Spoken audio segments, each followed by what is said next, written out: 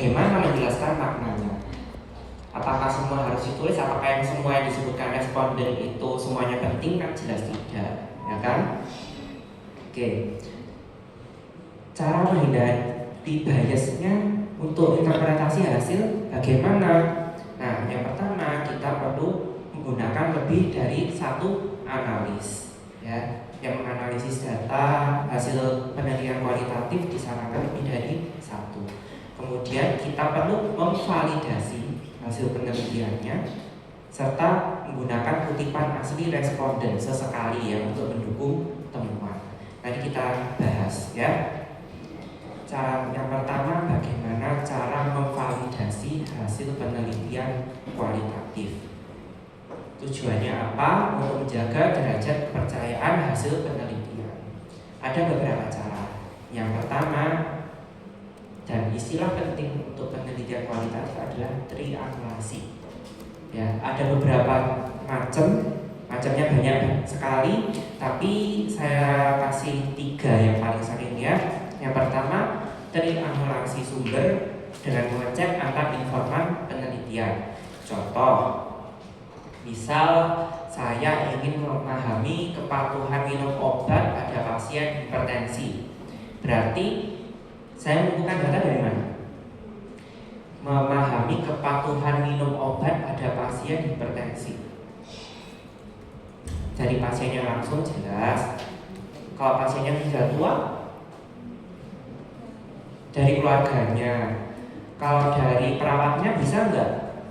Bisa. Nah, jadi informasi yang sama dikumpulkan dari berbagai sumber, ya, atau informan penelitian ini yang namanya triangulasi sumber.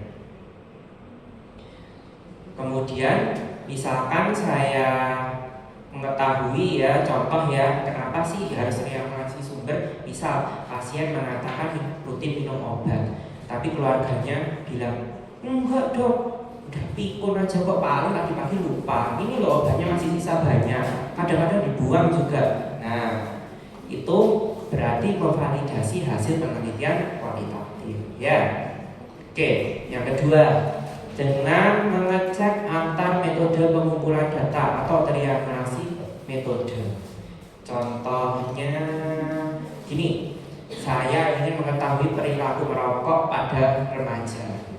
Terus saya kok mengetahui perilaku merokok pada remaja, kalau saya kasih kuesioner anonim itu kadang-kadang masih banyak yang bohong. Saya tanya wawancara mendalam sambil mengobservasi langsung. Berarti berapa metode yang saya lakukan? 3. Ya, metode pengumpulan datanya observasi langsung, wawancara mendalam, sama kuesioner. Nah, ini yang disebut dengan triangulasi metode. Kemudian dengan mengecek perspektif teori yang lain. Jadi misal saya mau memahami ketidakpatuhan diet pada diabetes. Orang diabetes kan nggak boleh yang manis-manis, misalkan seperti itu ya. Berarti teori perilaku bisa pakai konstruknya Helblit model atau TPB, teori perilaku terencana, ya, dan sebagainya. Nah, ini yang namanya triangulasi teori. Metode kedua untuk memvalidasi hasil penelitian kualitatif adalah dengan pengecekan sejawat atau peer debriefing. Ya, ini yang saya bilang tadi, jangan cuma satu orang, kalau bisa lebih dari satu untuk mengecek hasil penelitiannya. Tapi usahakan orang yang tidak ada hubungan otoritas dengan peneliti. Ya, kalau misalkan atasannya yang ngecek, kita bahayus lagi.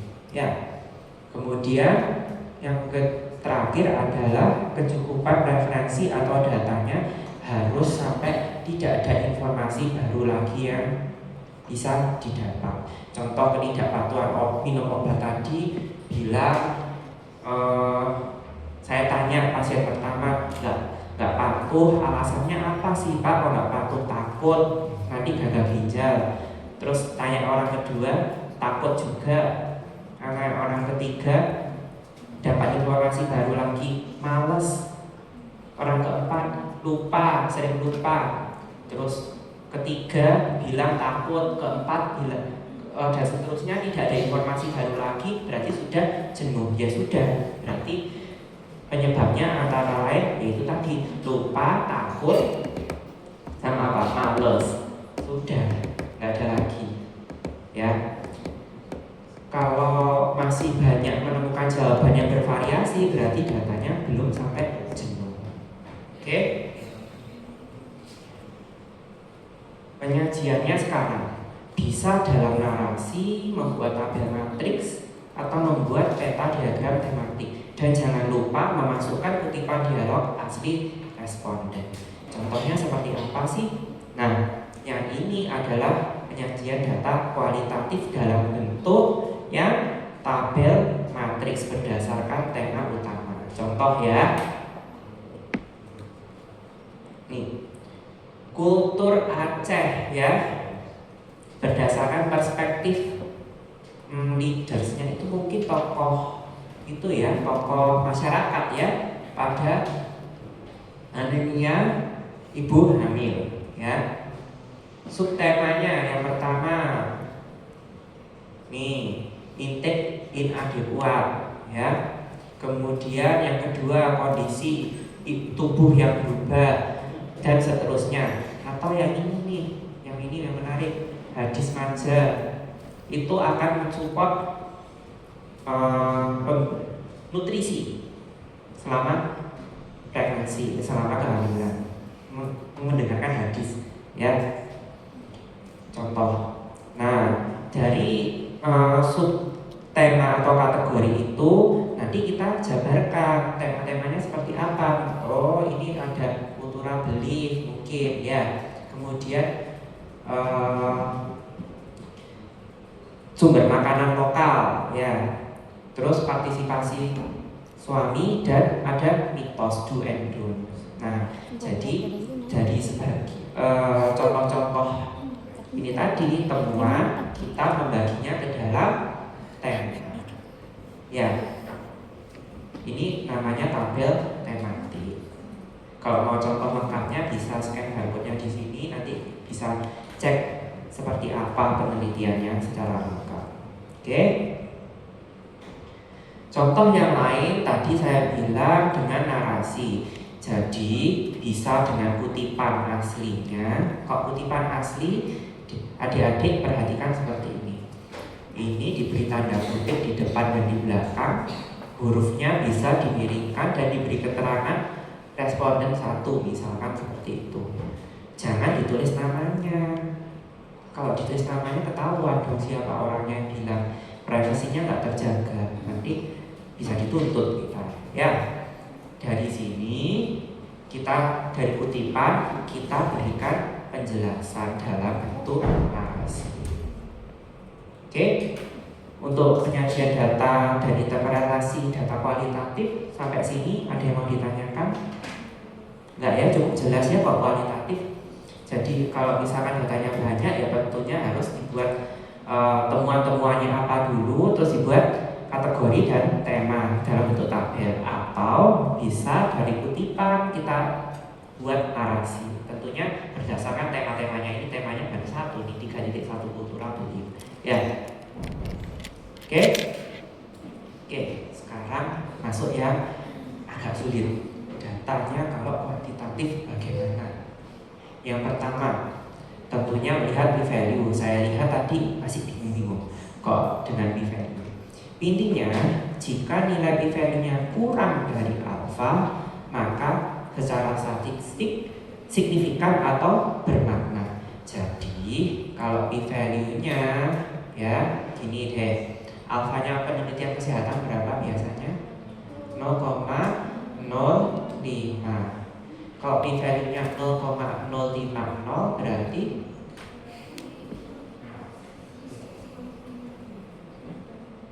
pas loh. Ya apa? Signifikan enggak? Enggak, karena normalnya biasanya kalau lebih dari sama dengan alfa ini dibilang tidak bermakna. Ya. Tapi jangan dicampur aduk, kok uji normalitas kok kebalik. Ya memang begitu. karena H0-nya uji normalitas adalah datanya berdistribusi normal, jadi kebalik memang. Ya, intinya signifikan secara statistik berarti H0 ditolak dan H1 diterima. Contoh, kalau hasil uji beda rata-rata kadar trigliserid pasca pemberian obat dari A versus B didapatkan P-nya 0,043, ini kan kurang dari alfa, maka terdapat perbedaan yang signifikan. Ya, kita uji apa kira-kira? Dua kelompok uji beda rata-rata, independen atau dependen. Sorry, sampelnya bebas atau berpasangan? Mosok bebas, ada yang dapat A, ada yang dapat B. Dua kelompok berarti uji T sampel bebas atau independent sample t-test. Ya, yowes, tidak apa-apa, ini pelan-pelan ya, nanti pelan-pelan dihafal ya. Oke. Yang kedua, nah ya, ini mungkin agak membingungkan, yaitu interval kepercayaan. Nah, kalau alfanya 0,05, maka yang salah kan 5%, yang 95% yang dalam tanda kutip bisa dipercaya. Jadi saya yakin dengan tingkat keyakinan 95%, misalkan perbedaan tekanan darah berkisar antara sekian sampai sekian, ya, itu estimasi interval. Ya, gini gampangannya. Kalau kayaknya pernah sih saya jelasin analoginya. Kalau sekarang saya tanya harga ayam di pasar berapa? Nggak tahu. Siapa yang pernah belanja ayam? Ayam kampung Mas Steven, terserah deh. Berapa? Seekor? Hah? 90.000 berapa? Yes, katanya Steven 90.000. Itu dia nyebut satu angka, ya. Tapi kita juga bisa bilang kisarannya kurang lebih 85.000 sampai 100.000. Seberapa yakin? 95%. Nah, itu yang dibilang confidence interval. Jadi kita mengestimasi tidak menjelaskan satu titik atau satu angka, tapi berdasarkan range, ya, ada intervalnya. Seberapa yakin? 95%. Ya. Ini kalian harus perhatikan yang dibanding apakah dia ini menjelaskan rata, perbedaan rata atau perbandingan. Ya. Analoginya ini. Wah, kalau tulis di sini nggak kelihatan ya, di sebelah sana. Oke, ini aja. Saya misal perbedaan rata-rata, ya. Saya punya bilangan 1, ya, sama punya bilangan kedua, ya. Saya simbolkan X sama Y. X sama dengan 1, Y sama dengan 1. Perbedaannya 0, betul? Kalau 0 berarti bedanya signifikan enggak? Enggak, karena sama bilangannya. Maka kalau kita 95% confidence intervalnya untuk perbedaan rata-rata, kalau menginjak garisnya ini menginjak angka 0, berarti tidak signifikan. Tapi kalau tidak menginjak seperti ini mengenai angka 0 enggak? Enggak, maka ini signifikan. Ya, kalau yang B signifikan enggak? Signifikan. Ya, signifikannya minus sih, tapi ya udah, anggap aja kan tetap signifikan, bisa di sini, bisa di sini. Ya. Yang C menginjak angka 0 berarti tidak signifikan. Yang D tidak. Yang E signifikan, ya, dia tidak menginjak angka 0. Tapi ini kebalikannya, kalau yang ini negatif, yang ini positif, meskipun udah hampir di ujung, ya, tapi tidak Ini signifikan karena tidak menginjak angka 0. Ingat tadi Dr. Denis bilang apa kok yang lebar kayak gini? Lupa. Kalau yang lebar gini biasanya dalam tanda kutip kurang akurat. Jadi kamu ditanyain harga ayam di pasar, 50.000 saya 100 saya paling 150.000 atau sampai 150.000. Loh itu kan kayak nggak yakin ya, terus saya kasih tantangan yang lebar gitu. Setuju? Kalau semakin sempit berarti semakin akurat, betul ya? Ini juga menandakan besar sampelnya. Kalau sampelnya besar, biasanya hasilnya semakin akurat atau semakin sempit, ya. Oke, sekarang ini untuk yang perbedaan kata kuncinya perbedaan. Sekarang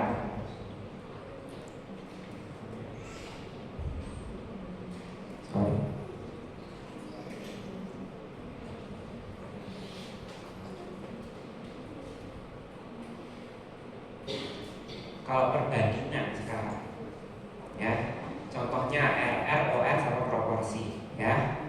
Contoh X sama dengan 2, Y sama dengan 2. Saya mau bandingkan X dibanding dengan Y, 2/2 sama dengan 1. Jadi artinya kalau angkanya sama kan dibandingkan ya 1. Ini signifikan enggak kira-kira lebih angkanya sama? Enggak. Jadi kalau kata kuncinya perbandingan, kalau interval kepercayaan yang menginjak angka 1, dia tidak signifikan. Kenapa? Kalau dibandingkan hasilnya 1 ya enggak signifikan dong. Atas sama bawah sama. Ya. Tapi kalau dia tidak menginjak angka 1 berarti dia signifikan. Mana yang signifikan berarti D sama B, ya. Oke, bisa? Perhatikan kalau perbedaan angkanya 0, kalau perbandingan angkanya 1. Ya, RR, OR, proporsi itu pasti perbandingan karena kan AX banding Y gitu contohnya. Ya. Oke, bisa ya? Nah. Tapi ternyata kita signifikan secara statistik baik dari p-value ya maupun dari interval kepercayaan rupanya kadang-kadang belum tentu signifikan secara klinis ya. Ya p-value-nya signifikan sih, tapi kan kayak tadi contoh korelasinya kecil 0,2, tapi p-value-nya signifikan. Ya signifikan sih secara statistik, tapi secara klinis bermakna enggak. Kenapa? Jadi ada istilah khusus yang namanya signifikan secara klinis. Definisinya seperti ini ya, nilai atau perubahan nilai yang dianggap penting atau bermakna oleh klinisi atau pasien sehingga menyebabkan perubahan. Ya. Nah, bisa jadi hasil penelitian signifikan secara statistik tapi tidak signifikan secara klinis dan vice versa. Caranya mengetahui signifikan secara klinis itu menggunakan efek size. Contohnya tadi yang R, koefisien korelasi. Kemudian kalau uji T namanya kohensi dan sebagainya. Kalau ANOVA mungkin eta square dan sebagainya. Ya. Oke. Contoh efek size hasil penelitian sekarang 0,7. Tapi dari penelitian terdahulu kalau 0,6 ke atas baru dianggap bermakna. Artinya sekarang kan 0,7 nih, bermakna enggak? Bermakna secara klinis. Jadi ketika dapat hasil ya bisa jadi signifikan secara statistik saja, secara klinis saja, atau signifikan kedua-duanya. Ya. Ada yang mau ditanyakan? Belum? Saya harap ngerti ya. Kemudian penyajian hasil analisis data kuantitatif bisa berupa narasi, tabel, gambar, contohnya scatter plot yang barusan kita buat, ya kan? Tapi usahakan jangan diulang-ulang. Kalau sudah ada tabelnya, terus kamu narasikan satu persatu sampai panjang paragrafnya, katanya istilahnya semakin panjang skripsi semakin besar nilainya. Enggak, belum tentu, ya. Kalau tulisannya panjang bulat, ya percuma karena kamu mengulang-ulang. Ya, jadi narasi itu menyimpulkan isi tabel atau isi gambar. Ya, di sini untuk menyajikan data kuantitatif ada lumayan banyak catatannya yang harus diperhatikan ya. Oke, nomor 1, format tabelnya harus konsisten. Kalau tabelnya terbuka, ya terbuka terus. Kalau tertutup, ya tertutup terus. Sepertinya untuk skripsinya angkatan 23 kita oleh koordinator skripsinya mau disamakan tabelnya terbuka ya. Seperti apa tabel terbuka nanti saya contohkan. Kemudian kalau datanya kategori, yang kategori itu apa sih? Nominal sama ordinal. Contoh laki-laki dan perempuan, ya kan? Tingkat pengetahuan tinggi, sedang, dan rendah. Nah ini kan kategori, ya. Disajikan dalam frekuensi dan persentase. Ya, laki-laki jumlahnya 50 atau 25%, contohnya seperti itu. Ya. Kalau yang numerik, perhatikan distribusinya terlebih dahulu. Ya.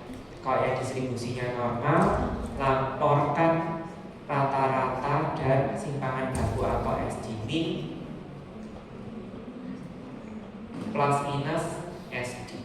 Ya. Jadi kalau dapat variabel numerik dicek dulu distribusinya. Kalau tidak berdistribusi normal, laporannya adalah median dan IQR atau IQR. Saya nggak suka IQR, pakai range boleh.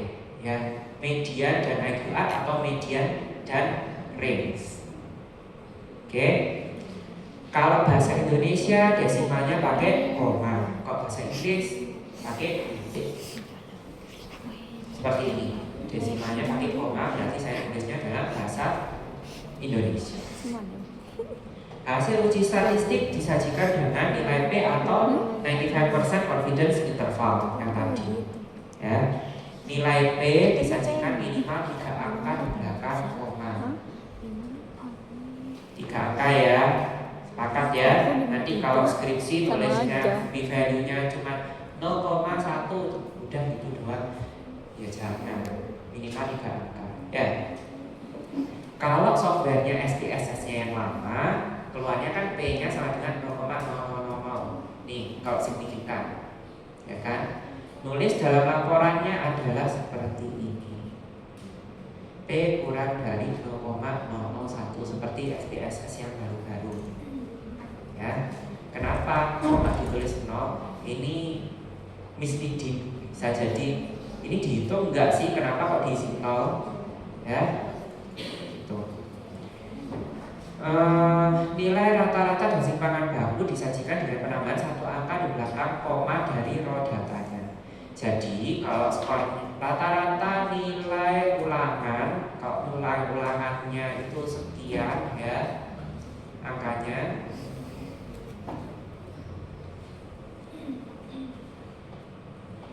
ada komanya enggak di belakang dari 5 peserta ini? Enggak ada. Berarti misal berapa ya rata-ratanya ini ya, anggaplah sekitar 97 ya. Ini kan enggak ada koma. Ya, bulat kan angkanya. Itu harus ditambah 1 angka di belakangnya. Jadi 97,5 misalkan seperti ini. Kalau datanya seperti ini. Ya. Kalau datanya gini, HB ini misalkan 15,8, berarti nanti menyampaikan rata-ratanya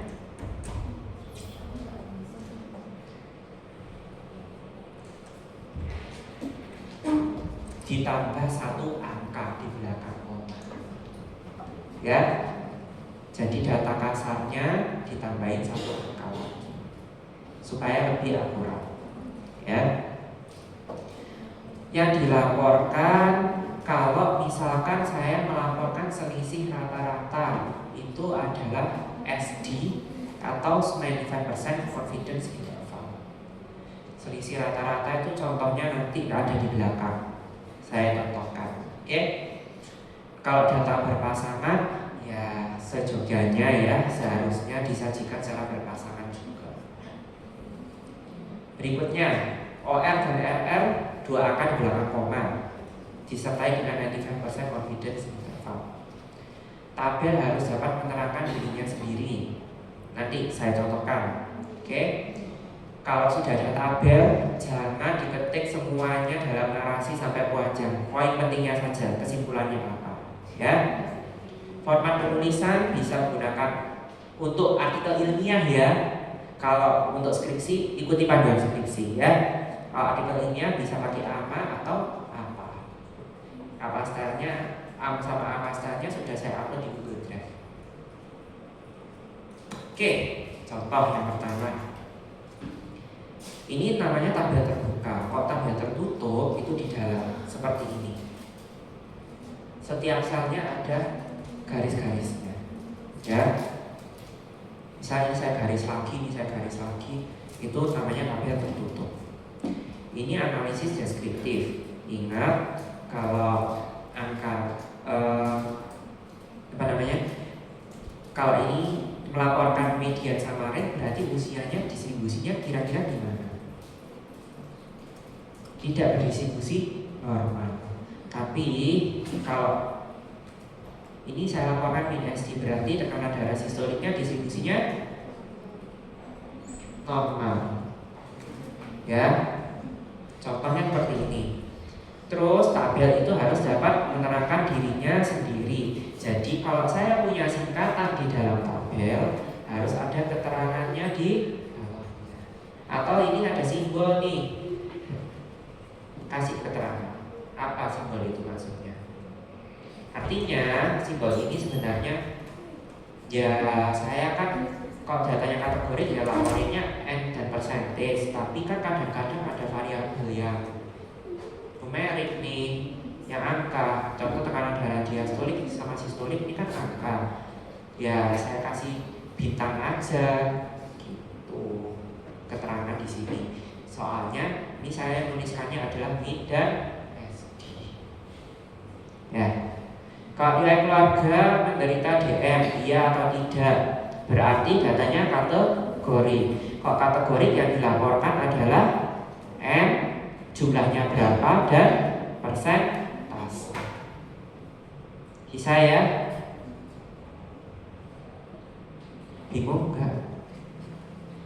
Jadi kalau uji statistiknya non parametrik, berarti kan datanya tidak berdistribusi normal, ya. Laporannya median sama range atau IQR, ya. Kalau ujinya parametrik, laporannya min sama SD, contohnya gitu. Oke, kalau datanya kategori M sama persen. Oke, lanjut. Kalau ada yang tanya, ini dapat dari referensi ya, cara melaporkannya. Ini adalah hasil uji beda dari BCVA, Best Corrected Visual Acuity, dan intraocular pressure antar kelompok terapi. Terapinya apa? SLT sama PGA. Ingat tabel tadi harus bisa menjelaskan dirinya sendiri. Berarti kalau saya punya singkatan harus ada keterangan di bawahnya. SLT adalah trabekuloplastik, selective laser trabekuloplastik. Ya. PGA prostaglandin analog. Oke. Kalau ada banyak singkatannya gini, nyusunnya di mana? Sesuai aja. BCVA, IOP, PGA, SD, SLT, urut, ya. Coba lihat di sini BCVA saya laporkan rata SD sama satuannya lokal, ya. Berarti ini angka apa?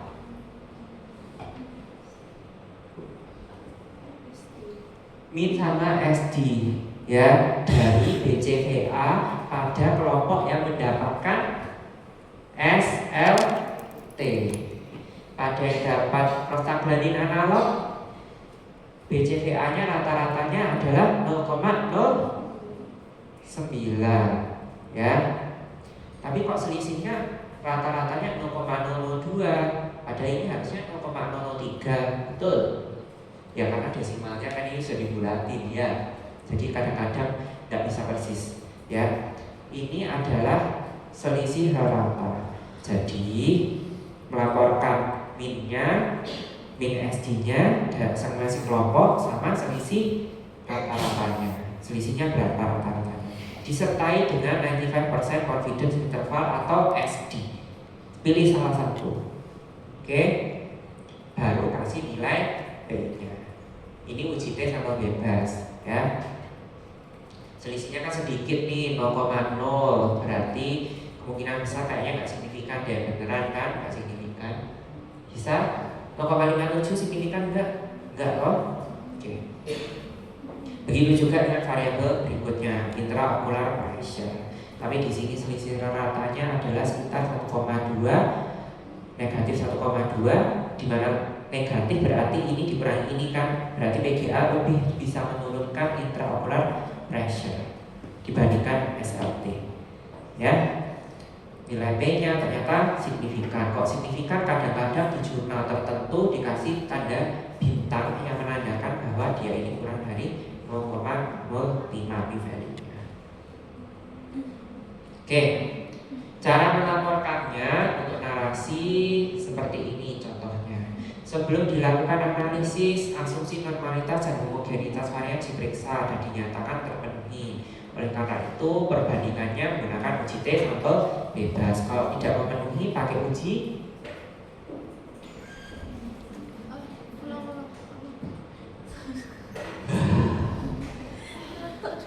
kalau ayo konsentrasi ya.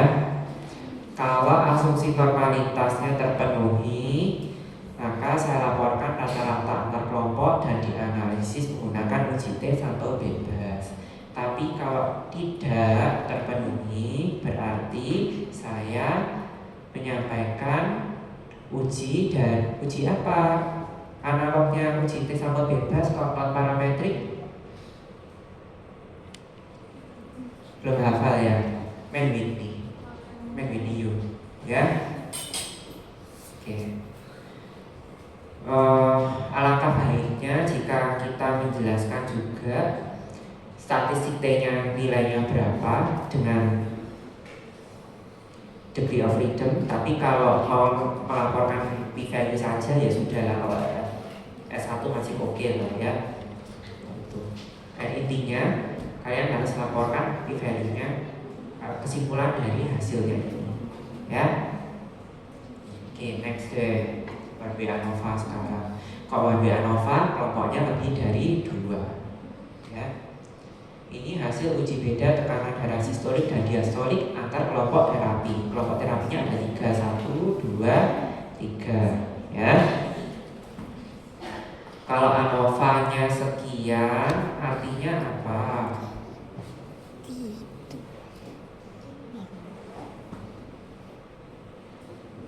Ada perbedaan bermakna dari tekanan darah sistolik antar 3 kelompok terapi.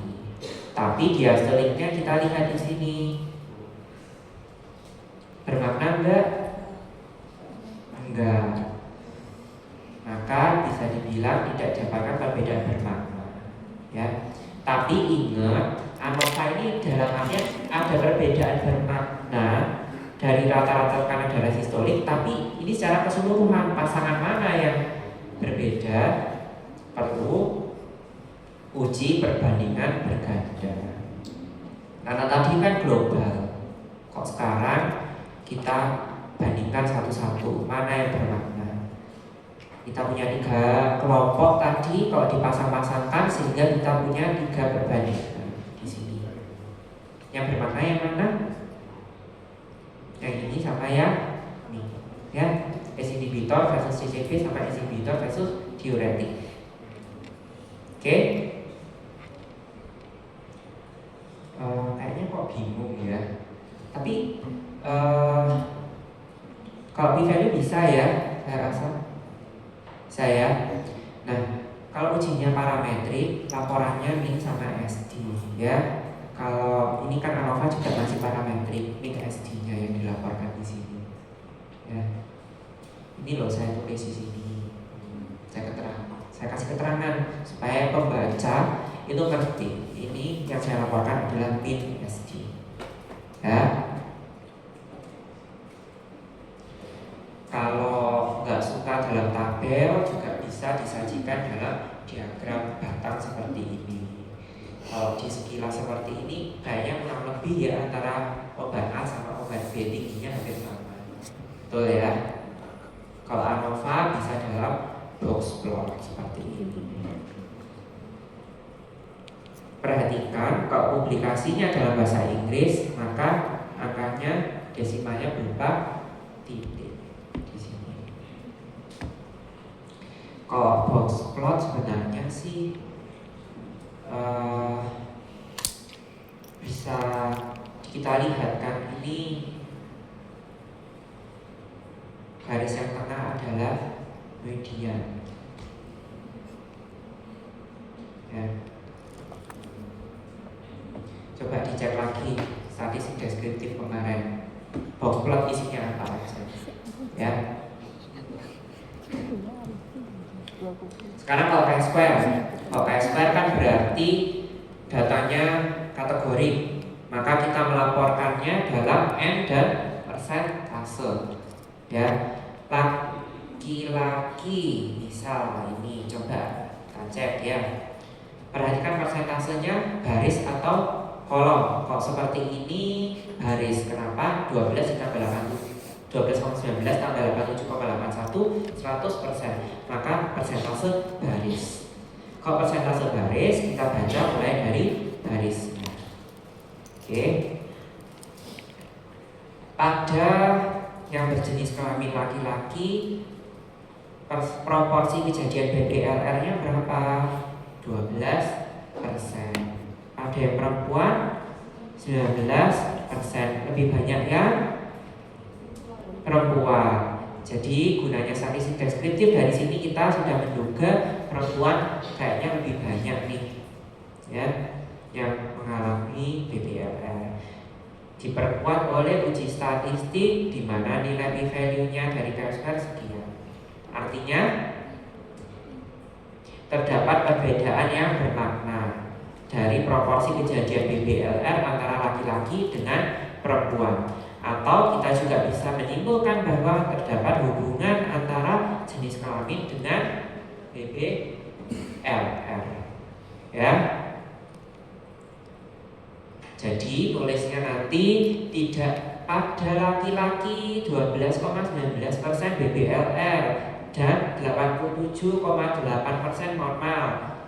Pada perempuan 19,37% BBLR dan 80% normal. Hal ini menunjukkan bahwa dan seluruhnya panjang sekali itu kayak ulang isi tabel. Langsung simpulkan, proporsi BBLR ditemukan lebih tinggi pada perempuan dibandingkan dengan laki-laki. Berapa banding berapa? Kemudian cantumkan uji statistiknya, menunjukkan bahwa terdapat hubungan yang bermakna antara jenis kelamin dengan BBLR. P-value-nya sekian. Dan beres. Itu ya. Sampai sini ada yang mau ditanyakan? Materi 1 sudah selesai. Mungkin belum kebayang karena kan belum analisis data ya. Tapi nanti kalau ujian MCQ atau ujian praktikum harus sudah tahu mana yang perlu dilaporkan. Ya. Contoh, saya mau membandingkan apa enaknya kadar kolesterol antara yang dapat fenofibrat dengan atorvastatin. Uji beda dua kelompok, ternyata ada datanya tidak berdistribusi normal. Maka saya melaporkan statistik deskriptifnya dalam konsentrasi.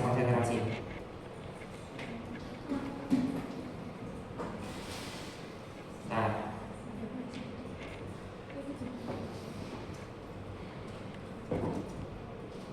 ya saya tahu ngantuk hari ini, terus nanti sampai jam 8 ya kalau nggak salah ya. Ya mohon maaf ya, tragedi tapi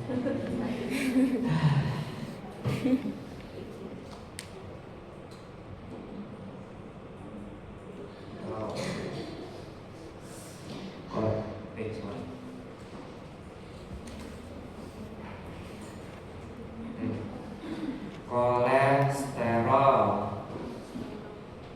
Ya, satuannya miligram per desiliter. Berarti ini skala datanya H10, ya kan? Itu skala data numerik dalam angka. Mau saya bandingkan antara yang dapat atorvastatin sama yang dapat apa yang tadi? Gavigrosil aja deh, ini aja. Nah, yang ini ya, safilovir-nya P-nya sama dengan 0,112. Yang ini P-nya sama dengan 0,001. Ya. Berdistribusi normalkah? Yang ini? Iya. Yang ini? Enggak. Ingat kalau safilovir sama kolmogorov-smirnov ya uji normalitas kebalik ya. Kalau p-value-nya kurang dari 0,05 dia tidak distribusi normal. Ya, berarti yang ini tidak. Sehingga kita menggunakan uji non parametrik. Itu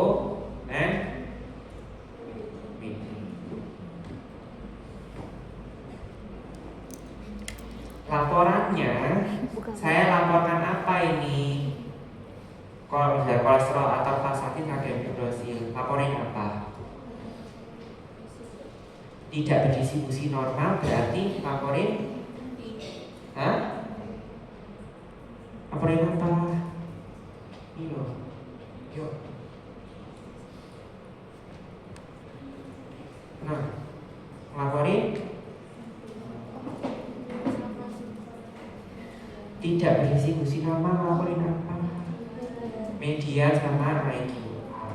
Ya. Berarti ini nanti melaporkan median sama IQR atau median dengan range. Pilih salah satu. Jangan dijentrek. Kelompok atorvastatin ini sama dengan berapa, median berapa.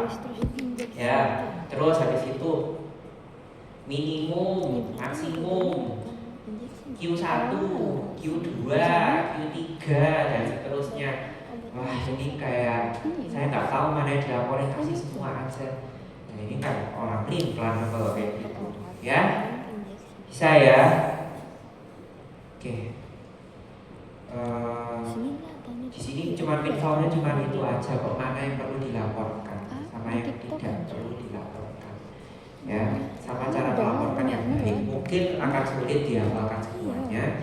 Kalian berpatokan ini sama berpatokan petunjuk menulis skripsinya nanti. Oke? Tapi pada prinsipnya kalau uji statistiknya parametrik kita lapor, berarti distribusinya normal, maka kita laporkan min sama SD kalau datanya numerik. Kalau tidak berdistribusi normal, laporkan median IQR atau median range. Range itu berarti min sama maksimum, nilai terendah sama nilai tertinggi. Ya, kalau datanya kategori berarti menampilkan frekuensi dan persentase. Ya, oke, selesai satu. Masih ada satu lagi. Dan yang ini mungkin agak sulit, ya. Tapi kalian harus kenalan dulu sama yang namanya literatur review, systematic review, dan meta analisis. Kenapa? Ini informasi modern yang penting dalam clinical evidence. Kedepannya kalian kalau mau masuk, bahkan waktu masuk DM, kalian harus bisa baca jurnal-jurnal ilmiah, ya, termasuk membuat literatur review yang namanya mungkin kalau di DM namanya referat, ya. Dan juga kalau mau masuk pendidikan lanjut, mau S2 spesialis, yang bisa membaca jurnal seperti ini itu akan lebih dihargai, dan akan selalu ada sesi jurnal reading di setiap stase nantinya. Maka harus kenalan dulu sama ini. Tujuannya saya memberikan ini supaya kenalan. Mungkin kalau membuatnya pasti belum bisa, tapi setidak-tidaknya kenalan dulu, ya. Jadi memahami konsep dasarnya dulu, sama tahapan melakukannya dan aplikasinya seperti apa. Oke. Kalau kita lihat systematic review dan meta analisis yang akan kita pelajari pada sore hari ini, itu berada di puncak piramida hierarki bukti empiris, di mana hasilnya yang paling tinggi, paling akurat dan paling bisa dipercaya. Yang paling rendah adalah penelitian pada hewan, ya.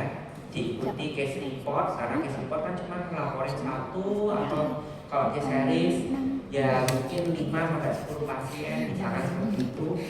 Baru cross seksional, terus case control, cohort, RCT. Yang paling tinggi adalah systematic review dan meta analisis. Di sini kenapa case control lebih tinggi daripada cross seksional? Lupa. Cross seksional meneliti variabelnya gimana, diukur dalam satu waktu. Kok case control tentukan kasus, ya, dan kontrol, kemudian di trace back ke belakang, retrospectively, apakah ada risk factor atau tidak, ya. Berarti kalau ini di trace back ke belakang, risk factornya akan mendahului kejadiannya, kasus atau kontrolnya. Maka kita bisa simpulkan asosiasinya ini adalah ini menyebabkan ini. Kok cross seksional kan karena semuanya diukur dalam satu waktu, jadi nggak tahu mana yang duluan, sehingga cross seksional ada di bawahnya case control. Oke. Dari sini mungkin kita langsung masuk ke materi literatur review dulu, ya. Literatur review atau naratif review atau tinjauan literatur adalah studi pustaka tanpa metode sistematis. Jadi meringkas apa yang sudah pernah diteliti dari suatu topik secara kualitatif. Artinya saya misalkan punya 10 jurnal membahas hal yang sama, terus ya sudah saya jadikan dalam satu rangkuman. Padahal masih ada kurang lebih 15 jurnal lain yang membahas hal yang sama, cuma karena hasilnya jelek saya nggak mau bahas, jadi saya pilihin. Itu berarti rentan terhadap bias, ya. Contohnya yang saya lakukan tadi, karena saya mau meneliti terapi probiotik terhadap penanganan pasien depresi. Saya yakin probiotik bisa memberikan dampak positif, maka saya hanya pilih studi-studi yang menunjukkan efektivitas probiotik. Kalau probiotiknya tidak menyembuhkan atau memberikan dampak positif dari depresi, nggak saya pakai. Nah, ini kan rentan terhadap bias, ya. Ini contoh dari literatur review. Nanti silakan kalau penasaran ingin dibaca membuatnya seperti apa. Ini sudah saya kasih contoh. Nah, dengan kalau membuat literatur review karena seenaknya dari pembuatnya dan rentan terhadap bias, mana aja artikel yang dipilih sudah saya pilihin sendiri, maka kita nggak bisa dong mempercayai hasilnya 100%. Maka dibuatlah yang namanya systematic review atau systematic literatur review, ya. Kalau bahasa Indonesianya namanya tinjauan sistematik. Jadi ini merupakan suatu metode identifikasi, evaluasi, dan sintesis terhadap semua bukti ilmiah, ya. Semua bukti ilmiah yang memenuhi kriteria inklusi untuk menjawab suatu pertanyaan penelitian yang spesifik. Oke. Misal, kalau yang ini tadi, misal kita cari ada 100 jurnal, ya. Karena saya peneliti malas yang bias, saya pilihin yang bagus-bagus aja, 5 aja deh yang bagus-bagus, saya buat laporan. Bisa, tapi hasilnya bisa dipercaya? Enggak. Kenapa? Mungkin dari 100 ini kurang lebih misalkan 50 memberikan dampak positif, 50 memberikan dampak negatif, atau tidak berdampak sama sekali. Kalau dipilihin kan nggak bisa dipercaya ya hasilnya. Kalau kita melaporkan semuanya secara sistematis, maka hasilnya bisa dipercaya, lebih bisa dipercaya. Oke, gambarannya kurang lebih seperti itu. Ya, sistematis dan eksplisit untuk minimalkan bias sehingga memberikan hasil yang lebih bisa dipercaya atau reliable. Kalau meta analisis itu apa? Ini adalah prosedur statistiknya.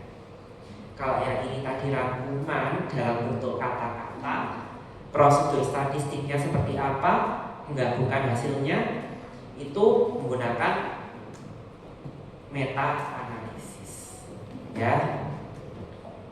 Jadi secara ringkas, naratif review itu bahasanya bisa luas dan biasnya besar, ya, atau literatur review biasa. Outputnya berupa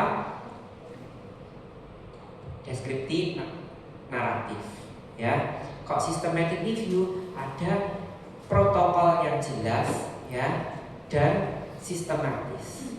Hasilnya nanti bisa berupa kesimpulan dalam bentuk kata-kata atau dalam bentuk hitungan statistik, ya. Kalau meta analisis itu adalah proses hitungan statistiknya dari systematic review. Jadi yang namanya systematic review itu apakah pasti ada meta analisis? Tidak. Tapi meta analisis karena di dalam systematic review, jadi meta analisis pasti punya systematic review, ya. Jadi kalau saya membuat systematic review saja tanpa meta analisis itu boleh. Tapi kalau membuat meta analisis tanpa systematic review itu tidak bisa, ya. Oke. Sekilas seperti ini mungkin karena belum ada bayangan, mungkin karena belum pernah baca juga, mungkin agak sulit. Tapi intinya kalau literatur review itu kan ringkasan subjektif dari peneliti. Kok systematic review itu ada protokolnya yang spesifik. Kalau meta analisis adalah gabungan studi menggunakan analisis statistik, ya. Oke, sekarang kita membahas tahapan systematic review. Dimulai dari tentunya membuat pertanyaan penelitian, lalu betapa kita harus membuat protokol. Protokol ini semacam proposal, jadi dilaporkan dulu, ya, dilaporkan dulu supaya kalau sudah pernah ada yang membuat systematic review dengan judul tersebut tidak diulang dibuat lagi, karena sudah pernah ada yang membuat. Kurang lebih kayak skripsi, ya. Kalau skripsinya sama persis kan tidak boleh, ya. Nah, daftarnya di mana? Nanti kita pelajari, ya. Baru mencari studi-studi yang relevan. Lalu misalkan dari hasil mencari studi yang relevan ini dapatnya 100 artikel, maka kita screening terlebih dahulu untuk menyingkirkan, disortir mana yang akan digunakan. Baru dinilai kualitasnya. Jadi misalkan habis di screening tinggal sisa 10, ini masih harus dinilai lagi kualitasnya. Kalau kualitas artikelnya jelek juga tidak bisa dipakai. Baru diekstraksi data, dianalisis dan diinterpretasi, di report, ya. Kita bahas satu-satu. Membuat pertanyaan dan tujuan penelitian ini mengikuti framework atau istilahnya semacam protokolnya, ya. PICOS, ya, untuk penelitian yang intervensional, ya, atau eksperimental. Contoh, intervensi non farmakologi untuk mencegah delirium, ya, pada pasien yang dirawat di luar ICU. Berarti populasinya apa? Ya, orang yang dirawat di luar ICU, ya, usianya mungkin saya batasi dewasa aja, misalkan seperti itu, ya. Oke, intervensinya yang mau dinilai apa? Intervensi non farmakologi, comparisonnya ya harus ada kelompok pembanding kan, kalau nggak bisa dianalisis kalau seperti itu. Kalau pembandingnya mungkin tanpa intervensi deh, atau ya sudah perawatan standar aja boleh, ya. Outcome yang mau dinilai adalah dari desain studi yang mau saya kumpulkan. Nah, ini kan saya mau membuat rangkuman, ya kan, dari berbagai studi. Yang mau saya gunakan yang mana? Saya maunya cuma yang RCT aja, yang true eksperimen, yang paling tinggi, misalkan seperti itu, ya. Jadi kita buat pertanyaan dan tujuan penelitiannya dulu menggunakan standar PICOS, Population Intervention Comparison Outcome dan Study Design. Sampai sini bingung? Hah? Bingung? Jadi membuat pertanyaan penelitian protokolnya juga kalau systematic review, ya, namanya PICOS. Oke. Lalu proposal atau protokolnya diregisterkan terlebih dahulu. Yang paling sering adalah di Prospero, ya. Kalau di Prospero isiannya cukup banyak, ada 22 plus 18, ada 40 yang harus diisi, 40 item yang harus diisi, ya, termasuk kriteria inklusi dan eksklusi, desainnya seperti apa, sama judul, autornya siapa saja dan sebagainya, ya. Kalau nggak mau di Prospero, ya bisa di tempat yang lain. Contohnya Cochrane Library, Disease Registry, dan inflasi, ya. Tapi yang sering digunakan adalah Prospero. Baru kita, kalau sudah protokolnya disetujui oleh Prospero, kita bisa mencari literatur. Cara cari literaturnya juga sesusah ini, berdasarkan framework tadi kan, PICOS, ya. Populationnya apa? Berarti kalau tadi delirium nama lainnya apa, dan seterusnya. Contoh kalau ini cardiac arrest, nama lainnya kan heart arrest atau ventricular fibrillation atau apa, resuscitation atau heart arrest dan sebagainya, ya. Terus dari patient, intervention, comparison, outcome, dan design ini dimasukkan keywordnya, ya, dicari di sumber elektronik, contohnya database elektronik, ya, atau dicari dari sumber yang di print atau sumber-sumber yang abu-abu. Yang abu-abu itu seperti apa? Proceeding, tahu proceeding?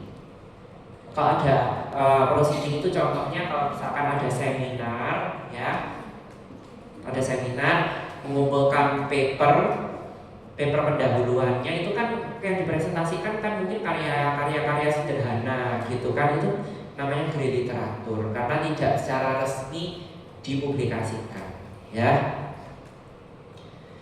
Carinya di mana? Sumber elektronik ini dari PubMed, dari Cochrane, dari Embase. Nah, ini macam-macam tergantung. Kalau mental health mungkin bisa dari APA, ya. Oke. Lalu setelah mencari literatur tadi, selanjutnya adalah screening, ya. Screening itu kita menggunakan diagram yang namanya diagram prisma. Diagram prisma tujuannya untuk screening, ya, literaturnya. Misal saya dapat berapa banyak, ini langsung saja, ya, dari database dapat 3000 artikel.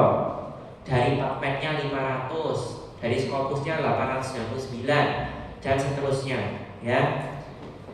Saya remove berapa banyak karena duplicate, sisanya berapa yang di-exclude karena tidak sesuai, berapa banyak dilaporkan semua, ya, hingga akhirnya menyisakan cuma 17 dan 21. Totalnya berarti 38. Ini yang dari database. Kalau yang dari metode yang lain juga harus disampaikan. Pengisian ini atau seleksi minimal 2 orang. Bayangkan kalau saya yang ngejakin sendiri, ya, ngejakin sendiri. Ini menurut saya setuju, ini artikel ini sesuai dengan yang saya inginkan, ya. Tapi menurut orang lain tidak, ya. Sehingga kalau seperti itu, kalau misalkan sesuai keinginan saya seorang diri, itu kan nanti bias. Kalau ada dikonfirmasi dengan orang kedua atau orang ketiga juga ikut mengkonfirmasi, maka itu lebih baik tentunya, ya kan? Jadi seleksinya harus minimal 2 orang. Ini versi ringkasnya, ya. Versi ringkas yang mungkin via database dan register saja. Saya nggak pakai literatur yang abu-abu dari proceeding atau hasil print-printan yang nggak jelas asal usulnya, ya boleh saja, sah-sah saja, ya. Hasilnya nanti yang misalkan tinggal sisa 30-an itu tadi dinilai kualitas studi, kualitas itunya, artikelnya atau papernya. Misal yang ini namanya ROB, ya, ROB itu untuk menilai RCT, ya.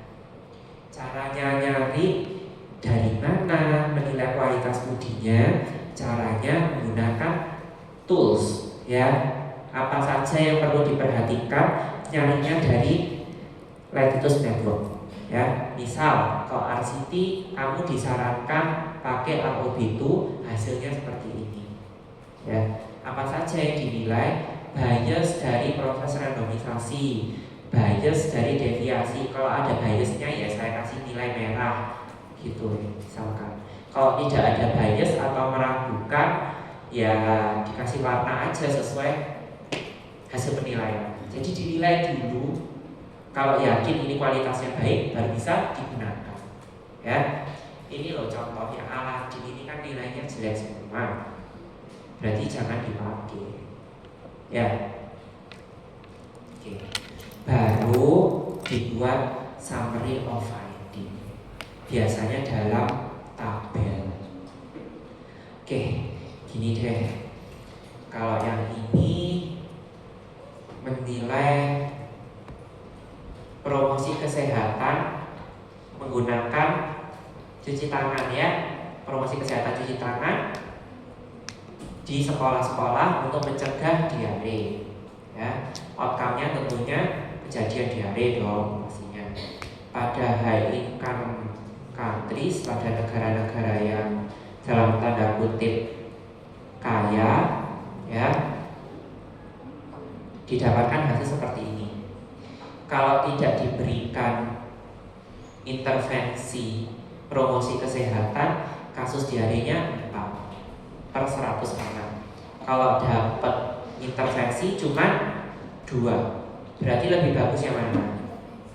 Yang intervensi, ya. Tapi kalau pada low and middle income countries sama, lebih bagus yang intervensi karena 15 cuma.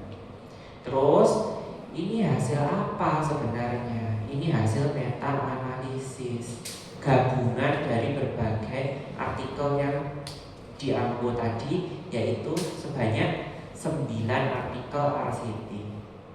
Jadi hasilnya seperti apa? Dirangkum, dijadikan satu statistik tertentu. Ini namanya meta analisis. Kalau yang ini systematic review karena dalam bentuk kualitatif, ya. Ini contohnya kualitatif. Hand washing menurunkan risiko diare, ya. Ini kualitatif. Kalau yang angka risk ratio ini, ya, itu adalah hasil meta analisis. Jadi dicampur jadikan satu, kamu dapat kesimpulan baru dari gabungan berbagai penelitian, ya. Sekarang reportnya, melaporkan hasil analisisnya dalam bentuk apa? Apakah ada panduannya? Ada. Namanya kalau systematic review dengan meta analisis adalah Prisma, ya. Sama dengan tadi Prisma flowchart. Kok Prisma flowchart untuk alur seleksinya, Kalau melaporkan ada Prisma Guideline, ya. Kalau tanpa meta analisis menggunakan SWIM, synthesis without meta analisis, ya. Oke, sekarang ya kita masuk ke yang paling sulit sore ini tentang meta analisis. Ya, meta analisis beda dengan systematic review, di mana systematic review hasilnya tadi bisa dalam bentuk kalimat seperti ini, ya. Tapi kalau meta analisis ini menggunakan metode statistik, jadi hasilnya nanti adalah angka gabungan dari berbagai penelitian, ya. Setelah melakukan systematic review, jika tidak memungkinkan menganalisis full estimate, maka tidak perlu meta analisis. Tapi jika memungkinkan, maka lanjut dengan meta analisis. Yang tidak memungkinkan itu seperti apa? Misalkan penelitiannya beda-beda semua nih. Contoh kalau yang mana nih? Nah, yang ini tadi pertanyaan penelitian kita, intervensi perawatannya ini beda-beda semua. Ada yang pakai misalkan pakai CBT, yang satu pakai terapi model apa lagi gitu, beda-beda semua. Saya nggak bisa jadikan satu dong kalau seperti itu, kalau beda-beda semua. Nah, maka kita berhenti sampai kita berhenti sampai systematic review saja, tidak perlu dilakukan meta analisis. Tapi kalau bisa menggabungkan beberapa hasil statistiknya, ya kita pakai meta analisis, ya. Outcome-nya perlu diperhatikan di sini, bisa jadi dikotomus atau continuous. Kalau dikotom itu tadi, ya, yang iya dan tidak, ya. Sebentar, sekilas mungkin, mumpung belum lupa. Variabel dikotom, kalau skala datanya nominal, kemudian misalkan golongan darah A, B, O, dan AB, ini dikotom apa enggak?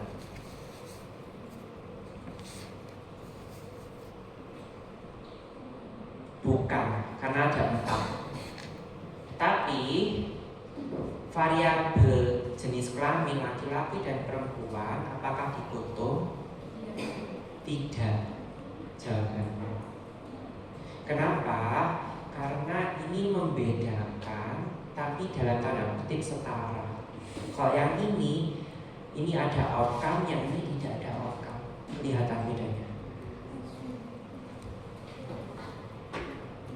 Seolah ada tingkatannya, ya, tidak setara. Betul ya? Meninggal, mati dan tidak mati dikotom, ya, itu bedanya. Kalau continuous berarti dalam angka, ya. Oke. Lalu kita perhatikan juga apakah nanti fixed effect atau random effect, ya. Kalau desain dan metodologinya hampir sama, variabilitasnya juga kecil, maka kita pakai fixed effect, ya. Tapi kalau desainnya beda-beda, variabilitasnya tinggi, kita pakai random effect, ya. Heterogenitas selanjutnya. Kalau variasi hasil antar studinya, kita mengukurnya pakai statistik I-square, ya. Kalau misalkan kurang dari 25%, maka low heterogeneity. Kalau low heterogeneity berarti pakai fixed effect. Kalau moderate atau high heterogeneity, kita pakai random effect, statistik random effect, ya. Kita nggak melakukan kok nanti, ini cuma penerapan aja. Oke. Terakhir kita cek juga bias publikasinya sebelum dijadikan satu, ya. Bias publikasi itu apa? Kalau hasil penelitian yang menarik atau yang signifikan dipublikasikan, tapi kalau hasilnya jelek, saya tutup-tutupi karena saya malu hasilnya jelek, misalkan seperti itu. Itu namanya bias publikasi. Nah, dicek dulu ada bias atau tidak. Oke. Kalau tipe datanya di foto, yang dilaporkan adalah tergantung, bisa jadi odds ratio kalau penelitiannya cross seksional, atau RR kalau penelitiannya RCT atau cohort. Ya, kalau variabelnya continuous itu tadi yang namanya mean difference contohnya. Oke. Ini metode statistiknya saya skip aja deh, terlalu susah kayaknya, invert Pareto dan sebagainya. Dah, wis. Sekarang pengenalan forest plot, ya. Forest plot ini prinsipnya sama dengan prinsip 95% confidence interval. Ya. Jadi hasil meta analisis itu bisa dirangkum dalam satu bagan yang namanya forest plot. Ya. Hati-hati kalau nanti keluar di ujian forest plot, ya. Ini forest plot bisa digunakan untuk yang data continuous, menilai mean difference, atau datanya kategori, menilai rasio. Ya, contoh hubungan antara SGLT2 dengan 6 minute walk distance, jarak jalan selama 6 menit. Kalau yang dapat terapi, harapan saya jarak jalannya lebih jauh atau lebih dekat? Hah? Lebih jauh, ya. Kenapa? Ya kan diobati, ya kan harapannya kok diobati ya lebih bagus dong. Ya, jalannya bisa lebih jauh dibandingkan yang tidak diobati. Ya. Sehingga kita punya kelompok yang diterapi dan yang tidak diterapi. Lalu yang sebelah sini adalah hasil penelitian terdahulu yang kita rangkum. Ada berapa? 1, 2, 3, 4, 5, 6, 7. Ada 7 yang dirangkum menjadi satu bagan. Ya. Kita cek penelitian pertama. Yang kelompok SGLT rata-ratanya 303,7. Kelompok kontrol 301. Selisihnya sedikit ya. Mean difference-nya cuma 2,4. Ya. 95% confidence intervalnya kok mean difference tidak signifikan jika menginjak angka berapa? Mean difference, perbedaan. Ingat kalau X-nya 1, Y-nya 1. Kalau difference tidak signifikan jika menginjak angka 0. Ya. Ini 95% confidence intervalnya menginjak angka 0 atau tidak? Hah? Waduh.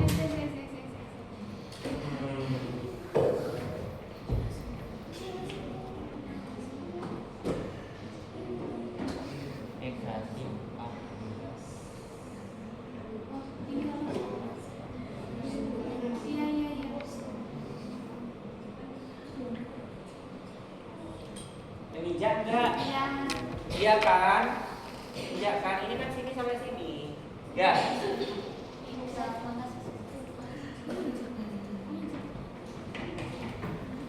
Kalau susah, lihat ini loh. Angkanya berapa sih? 0. Gambarnya minjek enggak? Minjek. Berarti tidak signifikan. Ya. Yang ini penelitiannya Lee tahun 2021. Signifikan enggak? Yang ini? Iya, yang ini iya, ya. Saya tak kasih gambar centang ini aja ya. Yang ini? Iya. Yang ini? Enggak. Yang ini? Iya. Enggak, ini ninja. Lihat ini. Negatif 1 sampai 30. Berarti ninja. Enggak sih. Yang ini? Ninja. Tidak. Gabungannya itu adalah yang paling bawah yang bentuknya seperti diamond ini. Gabungannya apakah menginjak angka 0? Enggak, lihat di sini. Enggak kan? Gabungan atau overallnya tidak menginjak angka 0. Maka hasil meta analisisnya terdapat perbedaan yang signifikan dari 6 minute walk distance antara SGLT2 dengan kontrol. Ya. Kenapa harus digabung? Ya kalau kita punya efek gabungan kan hasilnya lebih dapat dipercaya ya daripada mempercayai hasil dari cuma satu penelitian, betul? Ya, oke. Sekarang kenalan sama heterogenitas, yuk tipis-tipis saja. I-square-nya 55%, ya. Berarti uji statistiknya nanti harus yang dibaca adalah yang random effect, ya. Oke, mungkin agak sulit tapi harapan saya kalau udah kenalan next time kalau mau belajar nggak perlu dari nol lagi, ya. Sekarang risk ratio, forest plot dari risk ratio dari MCI multi komponen dari delirium prevention intervention versus usual care untuk insiden dari delirium. Kalau insiden dari delirium kan datanya kategori cuma 0 dan 1. Kalau 0 tidak, kalau 1 iya. Ini namanya data dikotom, ya, outcome-nya dikotomus. Karena cuma punya dua pilihan dan itu komponennya iya dan tidak. Ya, kalau komponennya kalau ini datanya kategori, maka nanti bukan pakai mean difference tapi pakai proporsi atau rasio. Di sini karena desainnya mungkin kohort kayaknya ini dia pakai RR, ya. Oh enggak, ini pasti bukan kohort, entah kohort atau RCT ini biasanya kayaknya. Oke, don't worry. Harapannya yang dapat MCI itu kejadian deliriumnya lebih kecil, ya. Kalau lebih kecil RR-nya kurang dari 1 atau lebih dari 1? Kurang dari 1 harapannya, ya. Coba cek yang gampang dulu deh, kayaknya yang Bonaventura tahun 2007. Yang MCI berapa banyak yang delirium? 0. Kalau usual kayak ada 5 dari 30. Kalau yang MCI 0 dari 30. Jelas lebih bagus yang mana?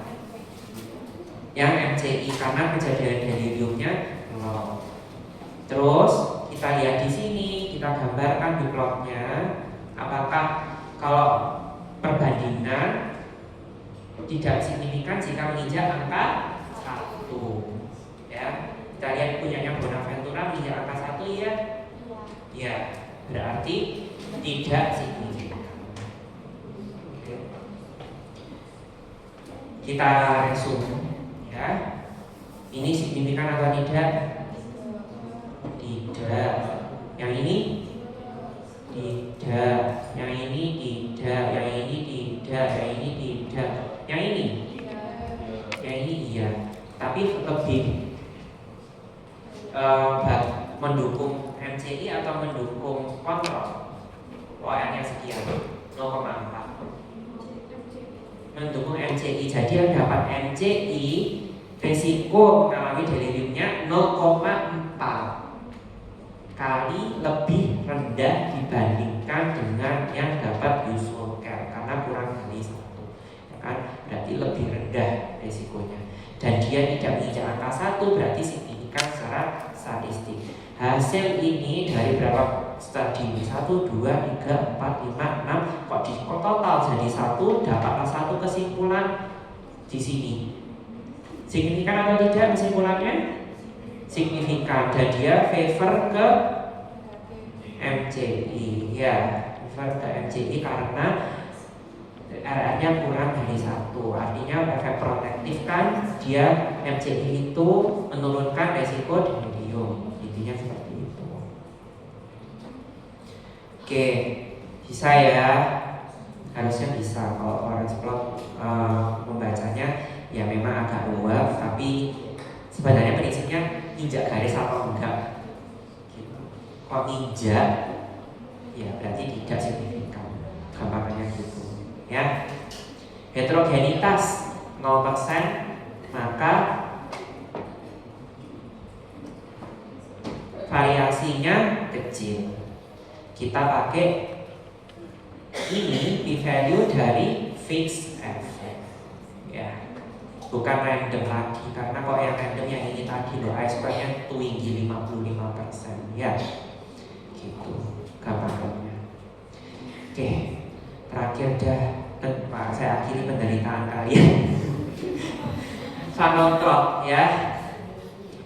Oke, funnel plot itu digunakan untuk menilai publication bias ya. Perhatikan yang A, ini garis ya, yang kiri sama yang kanan jumlahnya kurang lebih hampir sama.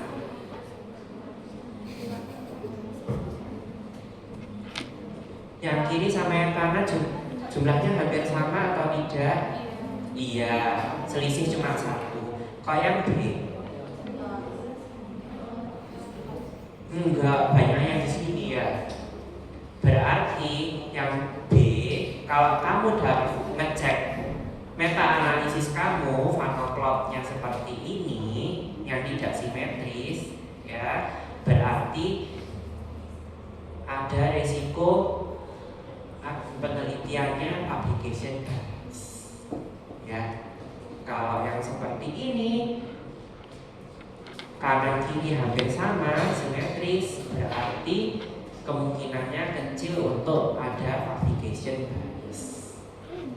Ya, itu aja mungkin pengenalannya untuk systematic review, literature review, dan meta analisis. Kesimpulannya, kalau literature review itu kan merangkum berbagai penelitian terdahulu dalam satu penelitian, ya, semuanya sebenarnya merangkum. Tapi kalau literatur review yang tradisional itu tidak ada protokolnya, jadi seenaknya peneliti, ya. Kalau systematic review ada protokol yang jelas dari depan. Kalau hasilnya bisa digabung jadi satu dalam statistik, maka namanya meta systematic review with meta analysis, ya, atau meta analisis. Kalau hasilnya nggak bisa dijadikan satu dalam ukuran statistik, kita hanya membuatnya menjadi systematic review. Oke, cukup. Ada yang mau ditanyakan? Ya maaf ya, topiknya berat tapi ya terus disampaikan, kenalan dulu. Dan ini mungkin kalau membutuhkan contoh-contoh desain review yang lain, silakan dibaca di lampirannya yang terakhir. Oke, mungkin saya akhiri untuk kuliahnya Mas Edos ya. Selesai dengan Bapak Guru. Terima kasih banyak atas perhatiannya. Masih lanjut. Loh, Zoom-nya udah ada kan? Habis ya untuk Meta-Biosnya hari ini. Absensinya tadi kan sudah sama Dr. Denis kan 2 kali. Ya sudah cukup. Kemudian minggu depan teori lagi, jadi tidak perlu menyiapkan SPSS. Ingat minggu depan itu nanti dibagi 2 ya, Kamis dengan Dr. Imelda, etika penelitian. Nanti kalian perhatikan baik-baik.